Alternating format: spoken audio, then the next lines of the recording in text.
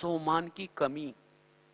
बाबा ने मुझे कितना मान दिया है, बाबा ने मुझे कितने सारे टाइटल दिए हैं, रोज कितना सारा वरदान दे रहा है, टाइटल दे रहा है। इस टाइटल के स्मृति में रहेंगे, सम्मान के स्मृति में रहेंगे, उतना हम स्वधर्म में टिक सकेंगे, उतना हमारी एकाग्रता रहेगी, अंतर्मुखता रहेगी, और उतना हम कर्म योगी भी बन सकेंगे और योग का अनुभव कर सकेंगे। तो योग का अनुभव करने के लिए बीच बीच में हम अपने सम्मान की स्मृति देते रहें, या चाहे कोई ना कोई रोज एक ना एक सम्मान स्मृति में रहे। जितना सम्मान का हमारी स्मृति रहेगी, उतना हम योग युक्त रह सकेंगे। और सम्मानों से हमारे अंदर जो विकारों की बीमारी लगी है, वो बीमारी भी खत्म होगी। सम्मान एक प्रकार के टैबलेट्स हैं।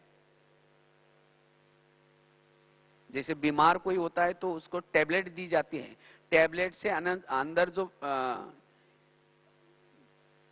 अंदर अलग अलग जो वायरस होता है, उसके ऊपर एक बल मिलता है। तो इसी तरह जिस प्रकार का मेरे अंदर विकार है, हर विकार के ऊपर जीत प्राप्त करने के लिए टैबलेट्स अलग अलग है। तो इसीलिए हम अलग अलग प्रकार के सम्मानों के अभ्यास करें। तो सम्मान को अभ्यास करने से उस विकार के ऊपर हम जीत प्राप्त कर सकेंगे, हमारे अंदर एक प्रकार का बल आएगा और हम योग युक्त रह सकेंगे। इसीलिए सम्मानों का अभ्यास। छठी धारणा है, अगर हमें योग का अनुभव करना है, इसके लिए सारा दिन स्वराज्य अधिकारी स्थिति। अगर सारा दिन हमारी स्वराज्य अधिकारी स्थिति है, हम योग का अनुभव कर सकेंगे। जो स्वराज्य अधिकारी है, उसकी हर इंद्रिया उसके वश में है, क्योंकि शरीर हमारा एक किला है और इस किले के अंदर आत्मा राजा रहता है। जैसे पहले जमाने में राजा एक किले में रहते थे और किले के कई दरवाजे रहते थे। अगर कोई भी दरवाजे में आता है तो उसकी पूछताछ होती थी, किसी ले जा रहा है, क्यों जा रहा है। इसी तरह हमें भी इस शरीर रूपी किले का हर दरवाजा मजबूत चाहिए। कान, मुख, आंखें। अगर हम शरीर रूपी किले में रहते हैं, लेकिन आंखों से कुछ भी आ रहा है, कानों से भी कुछ भी आ रहा है,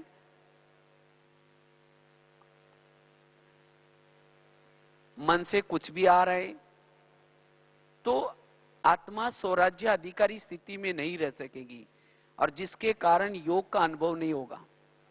इसीलिए बाबा रोज कहते हैं ना, रोज अपना दरबार लगा दो और दरबार लगा करके एक एक कर्मेंद्र की चेकिंग करो, कौन सी कर्मेंद्रिया क्या क्या कर रहे हैं। और अगर कोई कर्मेंद्र आपका कहना नहीं मानती है, उसको क्या करो, सजा दो, शिक्षा दो।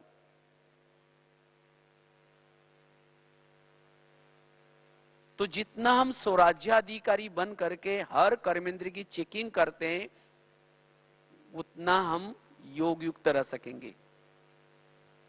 क्योंकि माया कहीं बाहर से नहीं आती, माया आते हैं अंदर से। जैसे कोई अगर बॉर्डर पर रहने वाला ही कोई दुश्मन से मिला हुआ है, उस देश की हालत क्या हो सकती है। इसी तरह अगर कोई घर का ही कोई भेदी बना है, घर की सारी बातें दूसरों को सुनाता है, वो घर की हालत क्या हो सकती है। इसी तरह अगर हमारे ही कर्मेंद्र हमको धोखा देते, मेरा अपना मन धोखा दे रहा है, मेरी अपनी बुद्धि मुझे धोखा दे रहे, मेरे अपने कान मुझे धोखा दे रहे, तो हम मायाजित कैसे बनेंगे। इसीलिए मायाजित बनने के लिए हमें क्या करना है, एक एक कर्मेंद्र को पर कंट्रोल रखना है। ऐसे सारा दिन जिसकी स्वराज्याधिकारी स्थिति है, वही आत्मा योग का अनुभव कर सकेंगी। नहीं तो सारा दिन कुछ भी देखेंगे, कुछ भी सुनेंगे और योग में बैठेंगे, उन बातों का ही चिंतन चलेगा, योग का चिंतन नहीं चलेगा।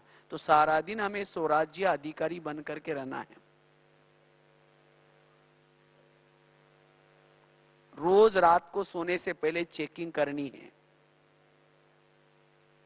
और कल के लिए फिर अटेंशन।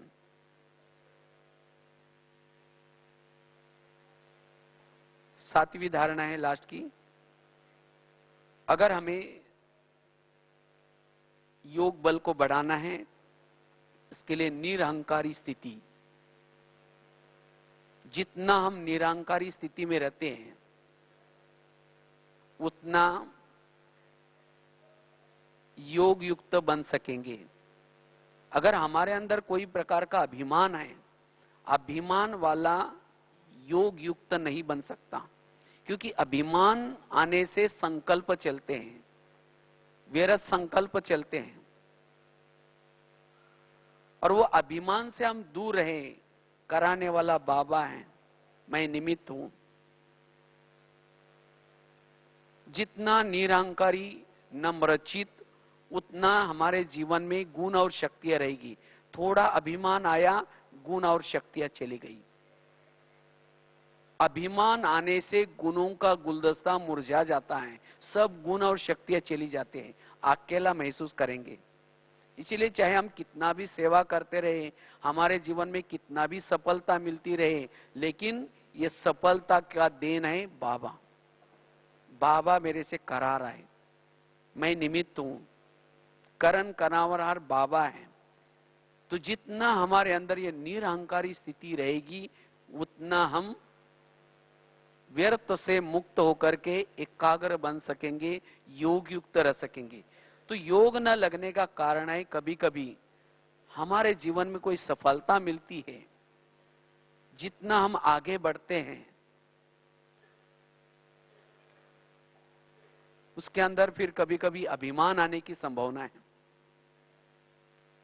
अगर अभिमान आया तो योग से दूर रहेंगे, क्योंकि अभिमान वाला करता बहुत है, लेकिन संकल्प निगेटिव, और उसके कारण कभी कभी हम व्यर्थों में चले जाते हैं। इसीलिए अगर योग युक्त स्थिति बनानी है, निरहंकारी, और निरहंकारी बनने का आधार है निराकारी स्थिति। जितना हम निराकारी स्थिति में रहते हैं, उतना सारा दिन हमें कोई भी प्रकार का अभिमान नहीं आएगा, ना कोई गुणों का अभिमान, ना कोई विशेषता का अभिमान, और निरहंकारी वालों का प्रभाव पड़ता है। जितना हम निरहंकारी रहते हैं, जितना सिंपल रहते हैं, उसका प्रभाव रहता है। जितना त्यागी उतना तपस्वी, जितना वैरागी उतना तपस्वी। इसीलिए बाबा कहते बच्चे निरहंकारी बनो, और वो मेरी निरहंकारी स्थिति बनी रहे। निरहंकारी का जैसे कहा कि आधार है निराकारी स्थिति, और निराकारी स्थिति कब बनेगी? जितना हमारा अमृत वेला का योग अच्छा है। अमृत वेला का योग अच्छा, उसके बाद क्लास के पहले आकर के योग युक्त होकर के बैठेंगे, आधा घंटा क्लास के पहले योग करेंगे, फिर मुरली अच्छी तरह ध्यान से सुनेंगे। अगर ये हमारे रोज के दिनचर्या में ये तीन बातें हैं, अमृत वेला का योग, क्लास के पहले का आधे घंटे का योग और मुरली, ये तीन चीजें हमें निराकारी स्थिति में स्थित करेगी, आत्मानुभूति कराएगी। और जिसकी आत्मानुभूति है वो सारा दिन योग युक्त रह सकता है। अब कई तो हम शुरू में तो आए थे, मुरली तो अच्छी सुनते थे, योग भी करते थे, लेकिन आजकल थोड़ा ब्राह्मणों में ढीलापन आता जाता है। क्या करते हैं, क्लास के पहले आधा घंटा योग नहीं करेंगे, सीधा आकर के मुरली सुनेंगे। अगर केवल मुरली ही सुनते तो मुरली में एकाग्रता नहीं आएगी, जो मुरली से जो बल है वो बल नहीं मिलेगा। नशा नहीं चढ़ेगी, और जिसके कारण फिर सारा दिन देहाभिमान होगा, और जब देहाभिमान होगा तो सारा दिन बुद्धि हद में रहेगी, क्योंकि निराकारी स्थिति में रहने वाला किसी के भी प्रभाव में नहीं आएगा, ना कोई व्यक्ति के प्रभाव में आएगा, ना कोई वस्तु के प्रभाव में आएगा। क्योंकि आजकल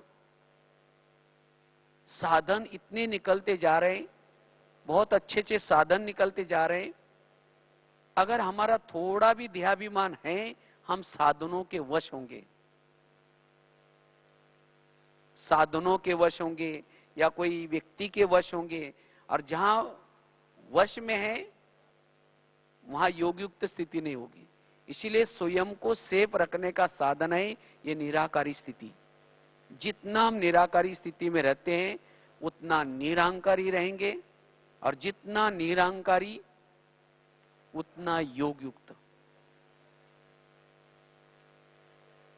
इसीलिए बाबा ने भी अंतिम समय के 3 शब्द यूज किए थे, बच्चे निराकारी बनो, निर्विकारी बनो, निरहंकारी बनो।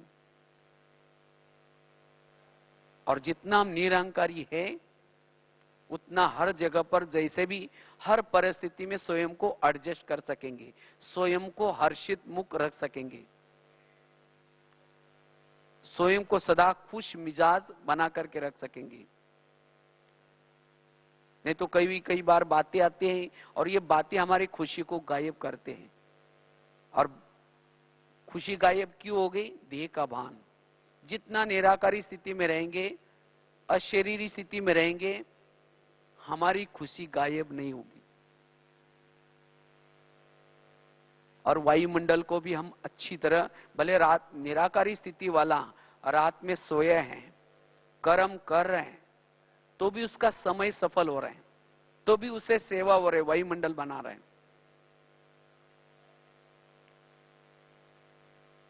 इसीलिए हमारी ऐसी निरंतर योगी की स्थिति रहे, निरंतर स्थिति रहे, क्योंकि भविष्य में समय आने वाला है। तो भविष्य में चाहे विकारों का भी प्रकोप बढ़ता ही जाएगा,